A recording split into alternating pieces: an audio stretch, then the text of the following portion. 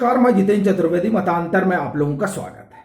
अगर यह कहा जाए कि अरविंद केजरीवाल ने पैर कुल्हाड़ी पर दे मारा तो यह अतिशयोक्ति नहीं होगी। अब आप कहेंगे कि क्या बात कर रहे हैं, अरविंद केजरीवाल तो बड़े चतुर राजनेता हैं। देखिए, इसमें तो कोई दो राय नहीं, लेकिन कभी कभी ज्यादा चतुराई जो है वो नुकसानदायक हो जाती है और जो सियासी दौड़ है उसमें कई बार वो पीछे छोड़ देती है। और जब ये कह रहा हूं कि उन्होंने अपना काम खुद ही खराब कर लिया, तो उसकी वजह ईडी नहीं है, उसकी वजह सीबीआई नहीं है, ना मनीष सिसोदिया पर लगे आरोप हैं और ना सत्येंद्र जैन का जेल में बंद होना है, और ना ही आगे अगर कोई इस तरह का आम आदमी पार्टी का ईडी या सीबीआई के शिकंजे में आता है तो वो कोई कारण है। फिर आप कहेंगे अच्छा, जो कोई कारण ही नहीं है तब आप कैसे कह रहे हैं कि इन्होंने पैर कुल्हाड़ी पर दे मारा? तो असल में वो कहानी बड़ी दिलचस्प है जो ये बताती है कि किस तरह से अरविंद केजरीवाल अपने ही बुने हुए जाल में फंस गए। और ऐसी दो घटनाएं एकदम साफ तौर पर नजर आ रही हैं जो ये बता रही हैं कि अरविंद केजरीवाल अब वाकई में, अगर इसे आप एक्सपोजर कहिए, तो वो एक्सपोज होने जा रहे हैं। पहली घटना ऑपरेशन लोटस। ऑपरेशन लोटस के जरिए उन्होंने खूब सुर्खियां बटोरी और जनमानस में यह परसेप्शन महाराष्ट्र को देखते हुए यह बना कि नहीं, महाराष्ट्र में तो भाजपा ने ऐसा किया था, तो अगर आम आदमी पार्टी ये दावा कर रही है तो उसमें गलत क्या होगा। हालांकि बाद में उनके साथी जो पुराने रहे, जैसे योगेंद्र यादव रहे, इन लोगों ने बताया कि दरअसल ऐसा पहले भी हुआ था और उसमें स्वांग रचा गया था। लेकिन वो मसला नहीं है कि उन्होंने बता दिया तो इसलिए इनकी जमीन खिसक जाएगी। असली खेल तो अब होने जा रहा है। भाजपा ने एलजी को पत्र लिखा है और उन्होंने कहा कि साहब ये कह रहे हैं कि भाजपा ऑपरेशन लोटस चला रही थी, वो 20-20 करोड़ रुपए में आम आदमी पार्टी के विधायक खरीद रही थी, और मनीष सिसोदिया तो कह रहे हैं कि उनको सीएम बनाने का ऑफर दिया गया था। तो उस पत्र में उन्होंने कहा कि ये जो आम आदमी पार्टी ने आरोप लगाए हैं इसकी जांच होनी चाहिए। और कौन कह रहा है? भाजपा कह रही है। अब ये जब जांच होगी तो उस जांच से हासिल क्या होगा? अगर आपको ध्यान हो तो जब अरविंद केजरीवाल नवांकुर थे राजनीति में और अन्ना आंदोलन से उन्होंने निकले और फिर उन्होंने पार्टी बनाई, तो वो एक बड़ा काम करते थे, दागो और भागो। अरुण जेटली पर उन्होंने आरोप लगा दिया, उन्होंने नितिन गडकरी पर आरोप लगा दिया, उन्होंने कपिल सिब्बल पर आरोप लगा दिया और बाद में सबसे जाकर माफी मांग ली, साहब हमसे गलती हो गई। तो पहले दागे और फिर भागे, लेकिन इस दागने में उन्हें बड़ा सियासी लाभ हुआ और वो कुर्सी पर पहुंच गए, दिल्ली के मुख्यमंत्री तक। सो उनको लगता है कि दागते रहना चाहिए। और आप उदाहरण ले लीजिए पंजाब का। पंजाब में इन्होंने बिक्रम सिंह मजीठिया पर आरोप लगाया और बाद में माफी मांग ली। बड़ा आश्चर्य हुआ था लोगों को कि साहब या तो आप आरोप लगाइए मत, और अगर आरोप लगा रहे हैं तो माफी क्यों मांग लेते हैं, आप उस पर टिके रहिए। तो एक चीज ये धारणा बनी कि ये अरविंद केजरीवाल का संभवतः स्वभाव हो गया है कि आरोप लगाकर वो सियासी लाभ उठाना चाहते हैं। जैसे हिमाचल प्रदेश में जयराम ठाकुर की कुर्सी जाने वाली आरोप लगा दिया उन्होंने। जब हरियाणा गए तो उन्होंने कहा कि मनोहर लाल खट्टर साहब के ऊपर बड़े भ्रष्टाचार के आरोप हैं, इनकी भी कुर्सी जा सकती है। फिर वो गुजरात जाते हैं तो आप देखिए, कहते हैं नहीं, सुनाई दे रहा है कि अमित शाह को लाया जाएगा। ये जो तमाम दागो और भागो वाला मसला है, उसी मसले में वो यहां भी आ गए। और ये उन्होंने इसलिए दागा कि भाजपा तोड़ने की कोशिश कर रही है, क्योंकि वो जो शराब घोटाले का आरोप लगा, उससे जिस तरह की छीछा लेदर हो रही थी, थू थू हो रही थी आम आदमी पार्टी की, उससे अरविंद केजरीवाल बड़े परेशान हो गए थे और वो चाहते थे कुछ ऐसा निकाला जाए ताकि इन तमाम चीजों से बचा जा सके। ऐसा अनुमान है लोगों का, न मालूम क्या है।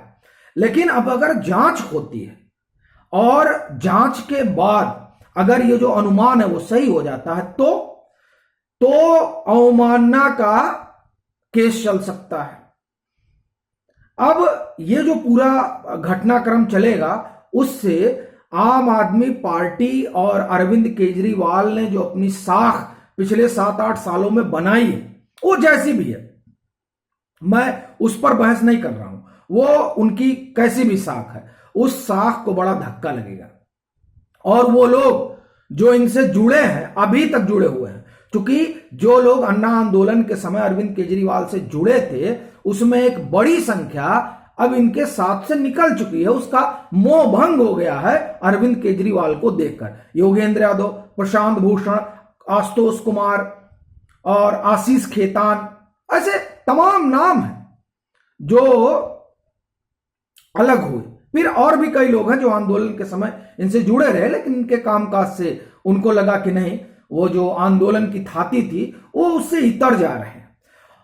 तो एक तो ये, और दूसरा आप देखिए कि अरविंद केजरीवाल को सफाई देते नहीं बन रहा है, क्योंकि जिस आंदोलन की थाती को लेकर ये आगे चले थे, अब वो थाती इनके पास सुरक्षित नहीं है और ये भी और सियासी दलों की तरह हो चले हैं। ये बात खुद वो कह रहे हैं जिनके कंधे पर बैठकर आंदोलन खड़ा किया गया और जिसका नाम अन्ना आंदोलन रहा।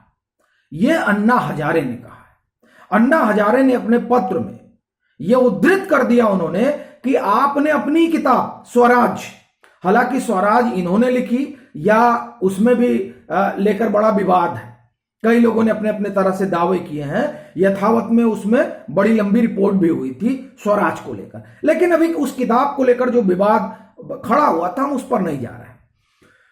वो ये आम राय है कि वो किताब अरविंद केजरीवाल ने लिखी थी और उस किताब में उन्होंने शराब को लेकर, नशा को लेकर जो लिखा उसको अन्ना हजारे ने उद्धृत किया और उन्हीं से सवाल पूछा कि साहब आपकी किताब में शराब को लेकर अलग राय है और आप जो कामकाज कर रहे हैं वो तो अलग दिख रहा है।